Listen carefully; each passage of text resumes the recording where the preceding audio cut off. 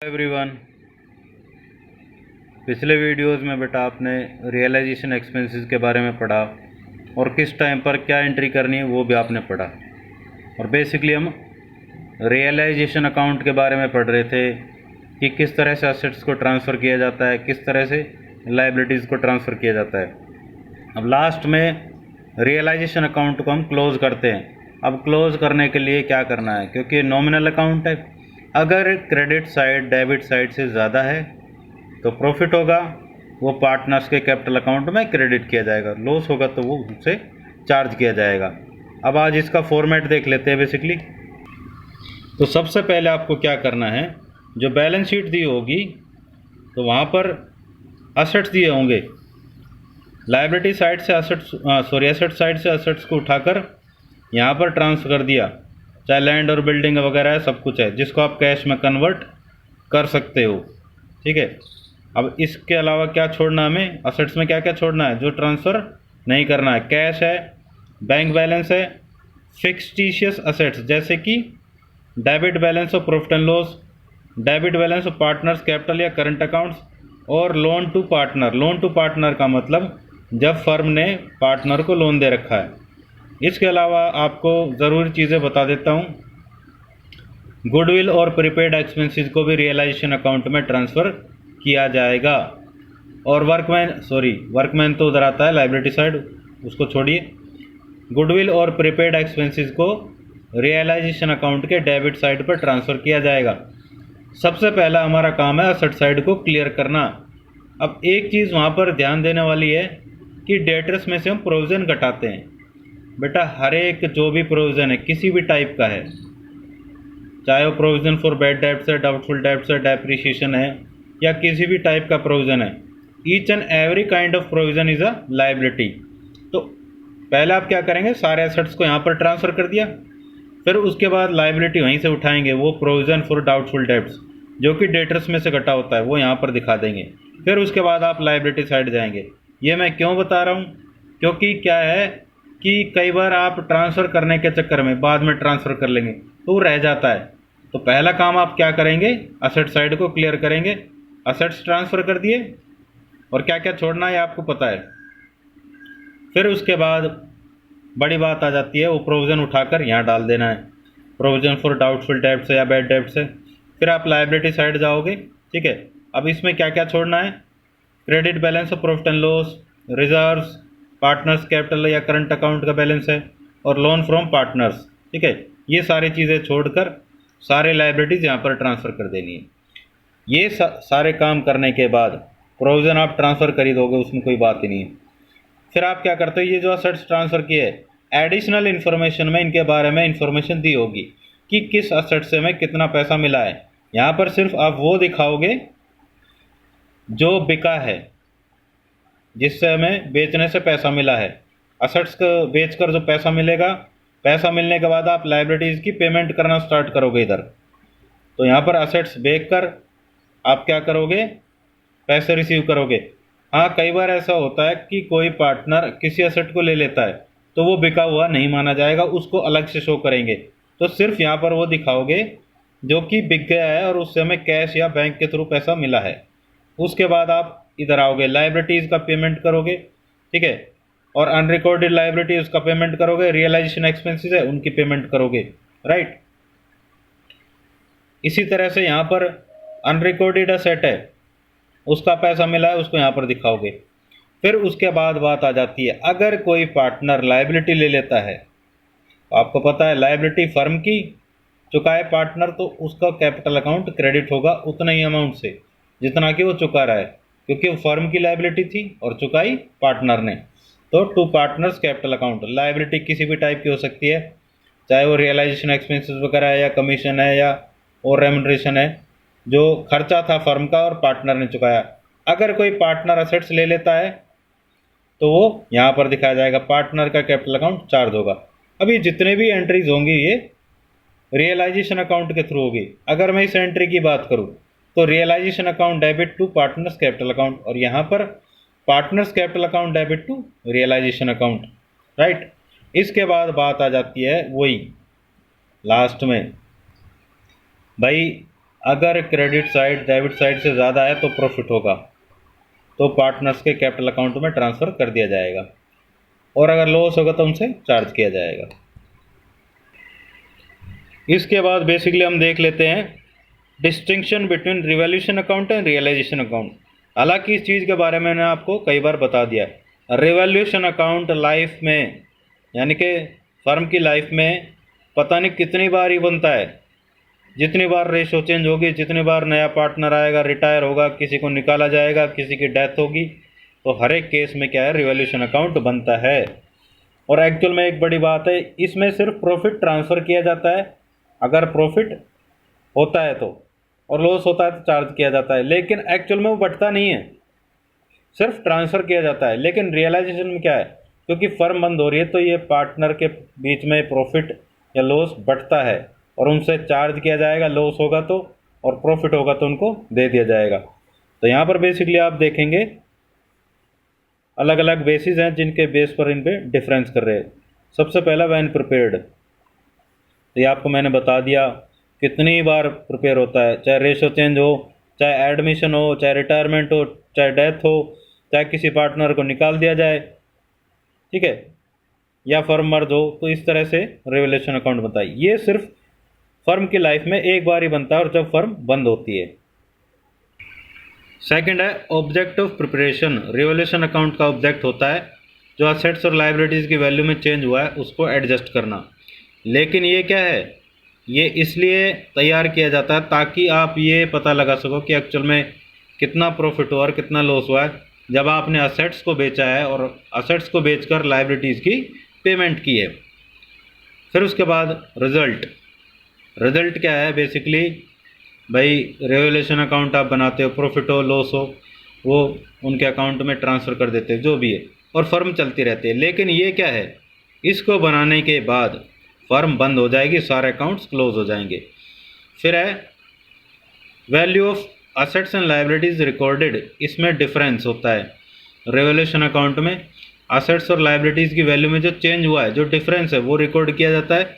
लेकिन यहाँ पर क्या रिकॉर्ड किया जाता है, बेसिकली भाई असेट्स और लायबिलिटीज़ आपने बुक वैल्यू ट्रांसफ़र कर दी, फिर उसके बाद असेट्स को बेचकर आप लायबिलिटीज़ की पेमेंट कर देते हो, यह इसमें रिकॉर्ड किया जाता है। अब उसके बाद है वैन प्रिपेयर्ड। अब ये लाइफ टाइम में जो कि फर्म की है उसमें रिवैल्यूएशन अकाउंट कितनी ही बार तैयार किया जाता है, लेकिन रियलाइजेशन अकाउंट एक बार ही तैयार किया जाता है। फिर है पार्टनर्स लोन अकाउंट्स। भाई एक सबसे बड़ी बात है, पहले तो रियलाइजेशन अकाउंट बनेगा, फिर पार्टनर का लोन अकाउंट बनेगा।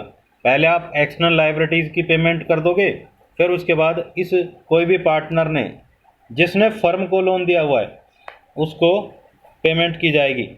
आप कभी भी याद रखना, जब आप लोन लेते हो, जैसे मान लो बैंक से लोन लिया है, तो क्या एंट्री होगी, bank account debit to bank loan account, और जब पेमेंट करोगे तो एंट्री उल्टी हो जाएगी, bank loan account debit to bank account. इसी तरह से पार्टनर का है, अब पेमेंट की जा रही है तो पार्टनर का लोन अकाउंट, क्योंकि लायबिलिटीज़ का बैलेंस होता है क्रेडिट, अब ये क्योंकि पेमेंट की जा रही है तो डेबिट हो जाएगा टू कैश अकाउंट और बैंक अकाउंट। ये अलग से तैयार किया जाता है कैपिटल अकाउंट के अलावा। फिर उसके बाद होती है कैपिटल अकाउंट्स की, जो हमें उनकी पेमेंट करनी होती है। इसमें जो भी भाई रिजर्व है, अनडिस्ट्रीब्यूटेड प्रॉफिट वगैरह जो भी ट्रांसफ़र करने के बाद जो बैलेंस आता है उनकी पेमेंट कर दी जाती है। अब एक सबसे बड़ी बात यहाँ पर और ध्यान देने वाली है, यहाँ पर ये नहीं बता रखा करंट अकाउंट। कई बार जैसे कैपिटल फिक्स होती है तो करंट अकाउंट भी होता है, तो कैपिटल अकाउंट से पहले आप करंट अकाउंट तैयार करोगे। करंट अकाउंट का जो भी बैलेंस आएगा, चाहे डेबिट आए चाहे क्रेडिट आए, उसको आप कैपिटल अकाउंट में ट्रांसफ़र करेंगे, उसके बाद ही उनकी पेमेंट करेंगे। जब पार्टनर्स की कैपिटल की कमी पड़ जाती है, मान लो किसी पार्टनर की कैपिटल की कमी पड़ गई तो उसको लाना पड़ेगा, तो कैश अकाउंट डेबिट और bank account debit to partners capital account. लेकिन जब उसका अमाउंट ऑलरेडी ज़्यादा है तो उसको वो सारा पैसा दे दिया जाएगा, ठीक है। तो पहले करंट अकाउंट फिर कैपिटल अकाउंट। अब बात आ जाती है कैश और बैंक अकाउंट। लास्ट में कैश या बैंक अकाउंट बनेगा। हालांकि यहाँ तक सब कुछ क्लियर हो चुका है, कुछ पैसा बचेगा ही नहीं, ठीक है। कैश और बैंक अकाउंट क्या है, बेसिकली ये दिखाने के लिए कि कहाँ पर कितनी कितनी पेमेंट की गई है, ठीक है, कहाँ से कितना पैसा रिसीव हुआ था और कहाँ कितनी पेमेंट की गई है। सबसे पहले तो पैसा आएगा, जब आप असेट्स को बेचते हो तो पैसा आएगा, तो कैश या बैंक अकाउंट के डेबिट साइड पर आप रिकॉर्ड करोगे। उसके बाद जब आप पेमेंट करोगे वो क्रेडिट साइड पर, तो लास्ट में बैलेंस नील बचता है, दोनों साइड का टोटल बराबर आएगा, ये बात याद रख लेना। अब यहाँ पर एक ध्यान देने वाली बात यह है कि अगर क्वेश्चन में कैश और बैंक बैलेंस दोनों दिए हुए हैं तो आपको सिर्फ एक अकाउंट प्रिपेयर करना है, या तो कैश अकाउंट प्रिपेयर करोगे या बैंक अकाउंट। अगर आप मान लो कैश अकाउंट प्रिपेयर कर रहे हो तो आपको क्या करना है, बेसिकली बैंक से पैसा निकाल कर कैश में कन्वर्ट कर देना है। यानी कि आप बैंक से पैसा निकाल कर ले आओगे और अपने पास रख लोगे, जिसकी पेमेंट करनी है पेमेंट करते जाओगे।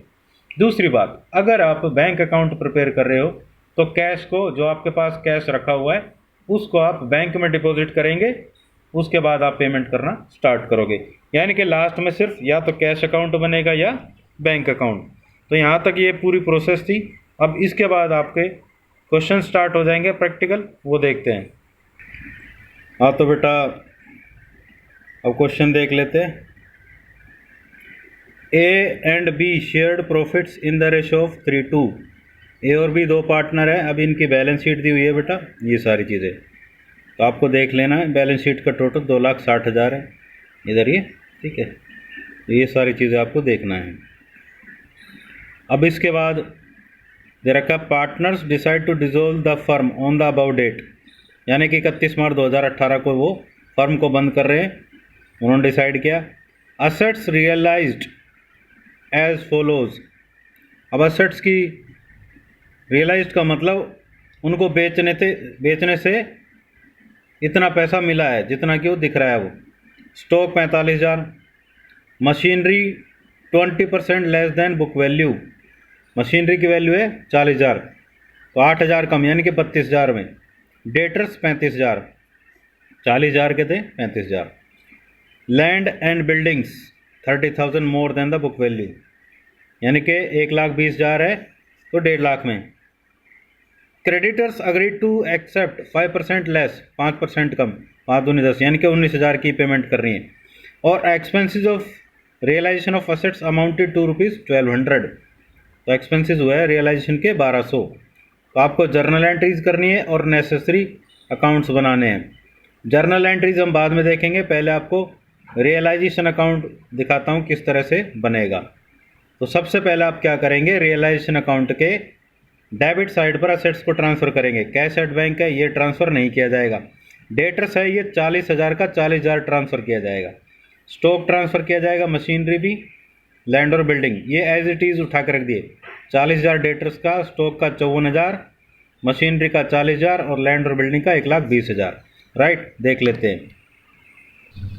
तो यहाँ पर आपने डेटर्स ट्रांसफ़र कर दिया, ठीक है, स्टॉक 54,800 दिया हुआ है, सॉरी, मशीनरी 40,000 और लैंड और बिल्डिंग 1,20,000, यहाँ तक ट्रांसफ़र कर दिया। फिर उसके बाद आप चलते हो लाइबिलिटीज़ को ट्रांसफ़र करने पर। अब मैंने एक चीज़ बात आपको बताई है कि सबसे पहले आप असेट साइड को क्लियर करेंगे।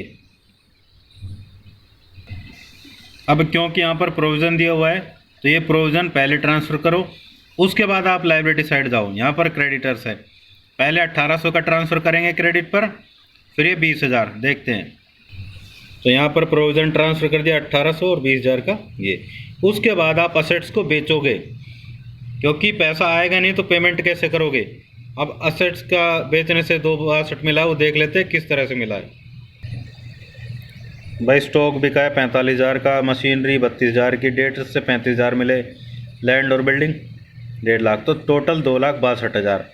ये मैंने आपको ऑलरेडी एक बात बता दी थी कि अगर कोई पार्टनर असेट्स को ले लेता है तो उसको बिका हुआ नहीं माना जाएगा, उसको आप उसके कैपिटल अकाउंट से चार्ज करेंगे। यहाँ पर सिर्फ क्या है, जो बिके एक्चुअल में रियलाइज्ड है तो वो आपको यहाँ दिखाना है। तो 2,62,000 के आपके असेट्स बिके, पैसा आ गया।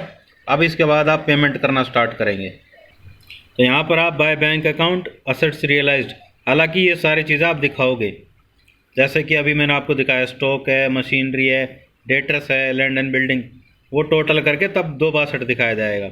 यहाँ पर भी दिखाना पड़ेगा, ठीक है। 262 आ गया। अब आप लाइबिलिटीज़ की पेमेंट करना स्टार्ट कीजिए। क्रेडिटर्स के बारे में ये कहा गया है कि वो 5% कम लेंगे, 20,000 पर 5% 1,000, तो उनको 19,000 की पेमेंट की जाएगी। और रियलाइजेशन एक्सपेंसेस हुए 1200, तो वो आपने 1200 की पेमेंट कर दी। तो इस तरह से पेमेंट हो गई। अब आपने इधर का टोटल किया तो वो आया 2,83,800, और इधर का कम आया कितना, 8,800 कम, तो 8,800 क्या होगा, प्रॉफिट। तो ये प्रॉफिट बेसिकली 3-2 में बांट दिया, 5280 मिला ए को और 3520 बी को। अब बेसिकली हम कैपिटल अकाउंट्स देख लेते हैं। भाई बैलेंस शीट में ए का बैलेंस दिया हुआ है 1.5 lakh, by balance B D, और बी का 90,000 लिख दिया। अब ये रियलाइजेशन पे प्रॉफिट हुआ है, ये ट्रांसफ़र कर दिया, और कुछ है नहीं, रिजर्व वगैरह कुछ भी नहीं है। तो ये जो अमाउंट बचा है इनका बैलेंस, ये पेमेंट कर देंगे टू बैंक अकाउंट। यहाँ पर आप बेसिकली लिखेंगे फाइनल पेमेंट, ठीक है। इसके बाद ये अकाउंट क्लोज हो जाएंगे। इस तरह से आपने पेमेंट कर दी। अब लास्ट में अब देखो यहाँ पर कोई पार्टनर का लोन अकाउंट तो था नहीं कि भाई पार्टनर ने फर्म को लोन दे रखा। अगर दिया होता तो इस कैपिटल अकाउंट से पहले बनाया जाता। अब नहीं दिया हुआ तो नहीं बनाया। अब इसके बाद या तो कैश अकाउंट बनेगा या बैंक अकाउंट, ठीक है। अब कैश एट बैंक दिया हुआ है तो आप बैंक अकाउंट ही बना दीजिए। अब यहाँ बेसिकली आप देख रहे हैं कैश एट बैंक है 7,000, यानी कि आपके पास ऑलरेडी 7,000 है, और 2 बार सटवाए हैं। फिर उसके बाद आपको देखना कहाँ पर कितनी कितनी पेमेंट की है। अब उस अकाउंट को देख लेते हैं। तो यहाँ पर आपने लिखा टू बैलेंस बी डी 7,000, ये एसेट से आपको 262 मिला था। फिर क्रेडिटर्स की पेमेंट की है, जहाँ पर आपको बैंक अकाउंट नज़र आए क्रेडिट, ठीक है, वो इधर लिख दीजिए, और बैंक अकाउंट डेबिट नज़र आए वो यहाँ पर लिख दीजिए। आपका आंसर ऑटोमेटिक आ जाएगा। तो क्रेडिटर्स की पेमेंट 19,000, एक्सपेंसेस पेड हैं 1200, और ये कर दी कैपिटल्स की पेमेंट। तो इस तरह से 269 आ गया, इधर भी 269। तो यहाँ पर बेसिकली क्या है कि ये अकाउंट्स प्रिपेयर हो जाते फाइनल, ठीक है। इसके बाद एक पैसा भी नहीं बचता है। अब यहाँ पर कुछ नोट्स दिए हुए वो देख लेते हैं। तो सबसे पहले क्या है, बेसिकली रियलाइजेशन अकाउंट बनाना चाहिए, वो आपको पता है। फिर उसके बाद पार्टनर का लोन अकाउंट, और अगर करंट अकाउंट दिया हुआ है तो पहले करंट अकाउंट बनाएंगे कैपिटल अकाउंट से पहले, यानी कि पार्टनर का लोन अकाउंट, फिर उसके बाद पार्टनर का करंट अकाउंट, फिर उसका कैपिटल अकाउंट, लास्ट में बैंक अकाउंट, ठीक है। और असेट्स भाई जो भी उनकी वैल्यू दी हुई है बुक वैल्यू, उस पर ट्रांसफ़र कर दिया। प्रोविज़न के बारे में भी आपको बता दिया, और कैश और बैंक ये तो ट्रांसफ़र किए ही नहीं जाते, ये तो आपको क्लियर है। यहाँ पर कोई ज़्यादा बताने वाली अलग से बात नहीं है, ये चीज़ें मैंने आपको ऑलरेडी बता दी है। अब हम देख लेते हैं जर्नल एंट्रीज़। बेटा असेट्स ट्रांसफ़र किए डेबिट साइड पर, तो रियलाइजेशन अकाउंट डेबिट हो जाएगा, और सारे असेट्स के नेम लिख दीजिए, जितना भी अमाउंट है ट्रांसफ़र कर दिया। फिर उसके बाद प्रोविज़न और क्रेडिटर्स, ये क्रेडिट पर पेमेंट ट्रांसफ़र कर दिए। फिर उसके बाद जब आपने असेट्स बेचे बेटा, अब यहाँ पर ये डेटर स्टॉक वगैरह का नाम नहीं आएगा, यहाँ पर रियलाइजेशन का नाम आएगा, क्योंकि सब कुछ हवाले किसके, रियलाइजेशन के। लाइबिलिटीज़ की पेमेंट करोगे तो रियलाइजेशन अकाउंट आएगा। अब असेट्स बेचे तो पैसा आएगा bank account debit to realisation account. इसके बाद यहाँ पर ये इनकी डिटेल दे रखी है किस चीज़ से कितने पैसे मिले हैं। फिर जब आप क्रेडिटर्स की पेमेंट कर रहे हो तो realisation account debit to bank account 19,000। फिर रियलाइजेशन एक्सपेंसेस की पेमेंट की है सेम एंट्री, ठीक है, 1,200 रुपये की। अब इसके बाद कैपिटल अकाउंट्स की पेमेंट, पहले तो ये प्रॉफिट ट्रांसफ़र किया जाएगा, फिर उसके बाद उनके कैपिटल अकाउंट्स की पेमेंट करेंगे। कैपिटल अकाउंट में वही बता रखा है, अगर पैसा आता है तो क्रेडिट होते हैं, और जाता है या निकलता है तो डेबिट होते हैं। तो यहाँ पर उनकी फाइनल पेमेंट कर दी। तो ये यहाँ पर इस तरह से क्वेश्चन कंप्लीट हो जाता है। आई होप आपको कॉन्सेप्ट क्लियर हो गया होगा। अगर फिर भी क्लियर नहीं होता तो कमेंट बॉक्स में भी आप लिख सकते हो, राइट। तो यहाँ पर ये कॉन्सेप्ट बेसिकली क्लियर है। आगे क्वेश्चंस इस तरह से चलेंगे, इसमें अब कोई नई चीज़ ज़्यादा आने वाली है नहीं, राइट। तो मिलते हैं नए वीडियो में नए क्वेश्चन के साथ, तब तक के लिए बाय बाय, टेक केयर।